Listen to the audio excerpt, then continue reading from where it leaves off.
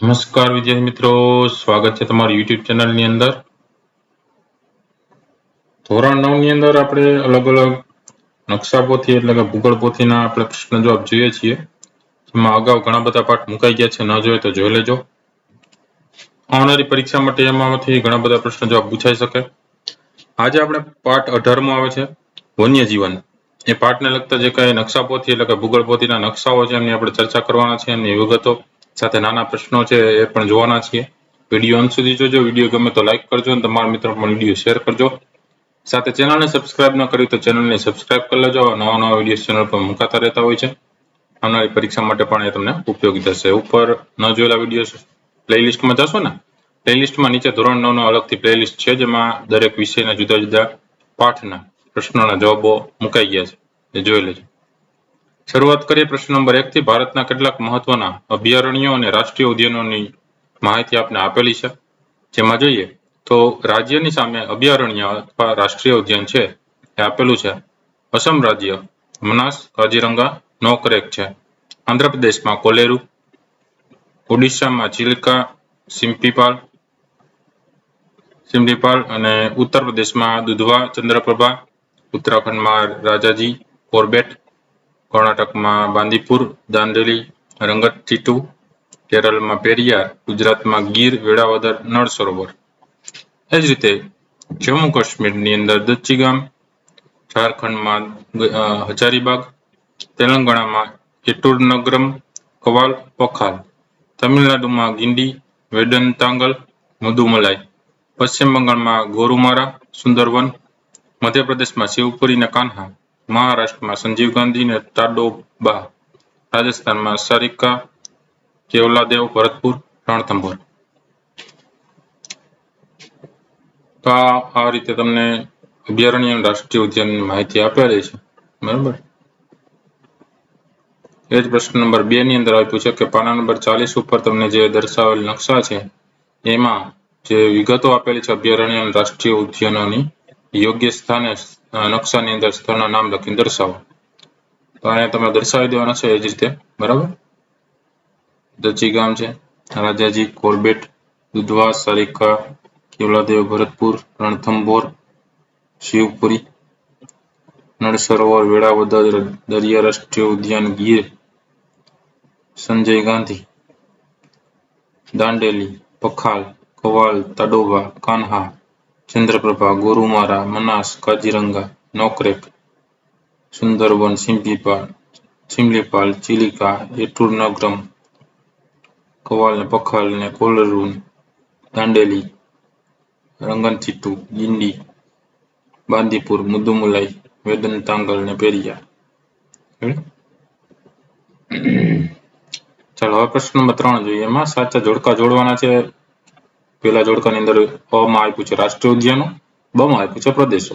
તો કાજીરંગા છે કયા પ્રદેશમાં આવે? તો કે અસમમાં આવે, તો પહેલામાં ત્રીજું. પછી બીજું કાન્હા આવે મધ્યપ્રદેશમાં, તો બીજામાં પાંચમું. ત્રીજું ગીર છે ગુજરાતમાં આવે, તો ત્રીજામાં પહેલું. ચોથું બાંદીપુર છે કર્ણાટકમાં આવે, તો ચોથામાં ચોથું. બીજું જોડકું છે વિભાગોની અંદર રાષ્ટ્રીય ઉદ્યાનો છે, વિભાગ 2 ની અંદર પ્રદેશો છે. પેલું કોર્બેટ આવશે ઉત્તરાખંડમાં, એટલે પહેલામાં ત્રીજું. બીજું કાળિયાર છે ભાવનગર જિલ્લો, તો બીજામાં પાંચમું. ત્રીજું વાસંદા છે નવસારી જિલ્લો, એટલે ત્રીજામાં બીજું. ચોથું દચ્ચીગામ એ છે જમ્મુ કાશ્મીર, તો ચોથામાં પહેલું. પ્રશ્ન નંબર 4, નીચેના વિધાનો ખરા છે ખોટા તે જણાવો. પેલું છે ભારતમાં કુલ 8 પ્રાણી ભૌગોલિક પ્રદેશો છે, તો જવાબ આવશે ખોટું. બીજું છે સુરખા પક્ષી કચ્છના મોટા રણના જલપ્લાવિત ક્ષેત્રોમાં જોવા મળે છે, એમાં આવશે સાચું એટલે ખરું. ત્રીજું શિયાળામાં ભારતના જલપ્લાવિત ક્ષેત્રોમાં ગરમ પ્રદેશોમાંથી અનેક જાતના યાયાવર પક્ષીઓ આવે છે, એમાં આવશે ખોટું. ચોથું કે ગુજરાતમાં કુલ 22 અભયારણ્યો અને 4 રાષ્ટ્રીય ઉદ્યાનો છે, એમાં આવશે સાચું એટલે ખરું. પાંચમું એશિયાઈ સિંહોના સંરક્ષણ માટે ઈસવીસન 1972માં કચ્છમાં યોજના શરૂ કરવામાં આવી હતી, તેમાં આવશે ખોટું.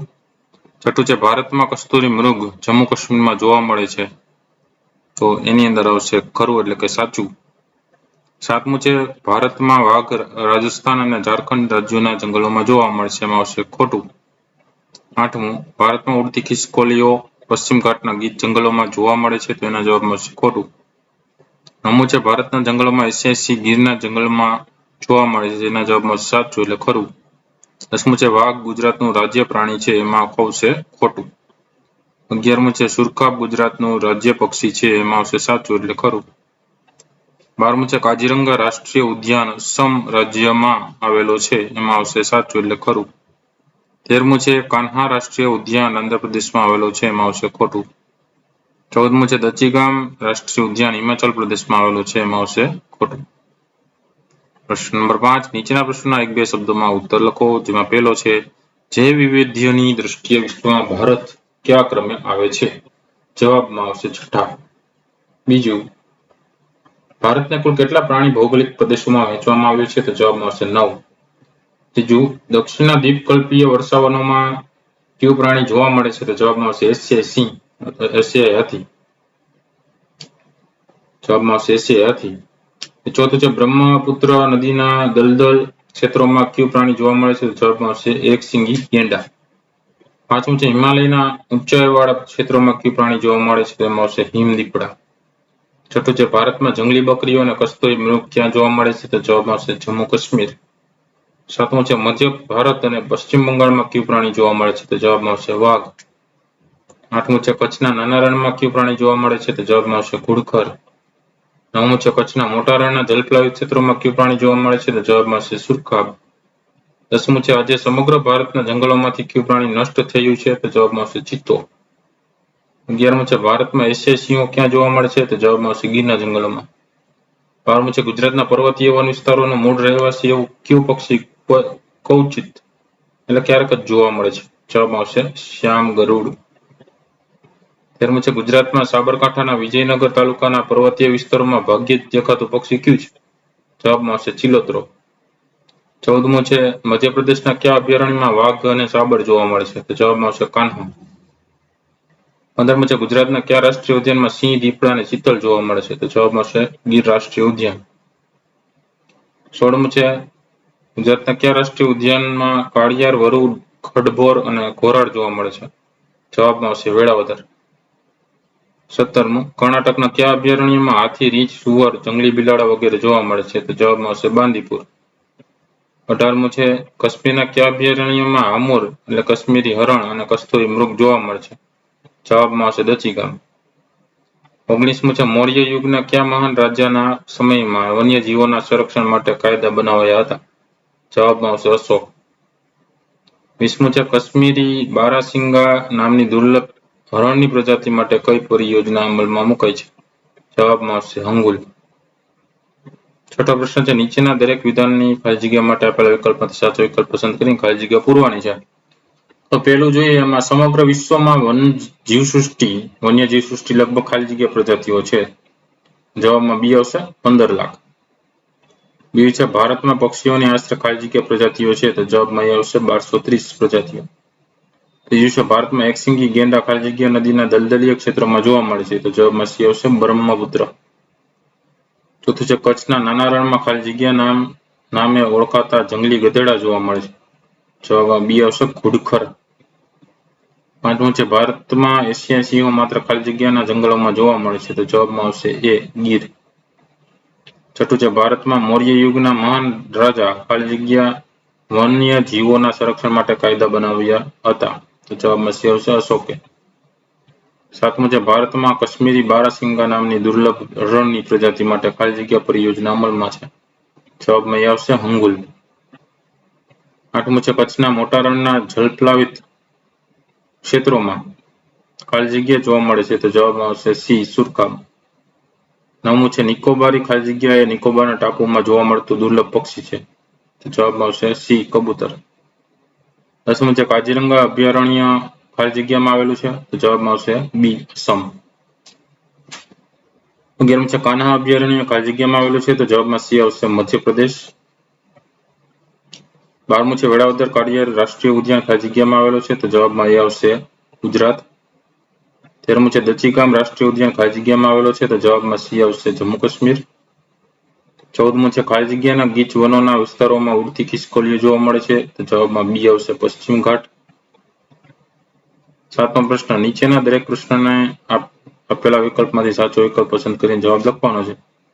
પહેલું છે સમગ્ર વિશ્વમાં જીવસૃષ્ટિની કુલ કેટલી પ્રજાતિઓ નોંધાઈ છે? જવાબમાં બી આવશે 15 લાખ. બીજું છે ભારતના કુલ કેટલા પ્રાણી ભૌગોલિક પ્રદેશોમાં વહેંચવામાં આવ્યો છે? તો જવાબમાં એ આવશે 9. ત્રીજું છે ભારતમાં કસ્તુરી મૃગ ક્યાં જોવા મળે છે? તો જવાબમાં સી આવશે જમ્મુ કાશ્મીરમાં. ચોથું છે ભારતમાં ઘુડખર એટલે જંગલી ગધેડા ક્યાં જોવા મળે છે? તો જવાબમાં ડી આવશે કચ્છના નાના રણમાં. પાંચમું છે ઘોરાડ કયા વિસ્તારોમાં જોવા મળે છે? તો જવાબમાં ડી આવશે ઘાસ ભૂમિના વિસ્તારોમાં. છઠ્ઠું છે ઉડતી ખિસકોલીઓ ક્યાં જોવા મળે છે? તો જવાબમાં ડી આવશે પશ્ચિમ ઘાટના ગીચ જંગલોમાં. સાતમું છે દુર્લભ પરવાળાની પ્રજાતિઓ. તો જવાબમાં સી આવશે લક્ષદ્વીપ ટાપુ સમૂહ. આઠમું છે વિજયનગર તાલુકાના પર્વતીય વિસ્તારોમાં ભાગ્યે જ દેખાતું પક્ષી કયું છે? જવાબમાં બી આવશે ચિલોતરો. નવમું છે ભારતમાં એકશિંગી ગેંડા ક્યાં જોવા મળે છે? જવાબમાં બી આવશે બ્રહ્મપુત્ર નદીના દલદલીય ક્ષેત્રોમાં. 10મું છે ભારતના જંગલોમાં એશિયાઈ સિંહ ક્યાં જોવા મળે છે? તો જવાબમાં ડી આવશે ગીરના જંગલોમાં.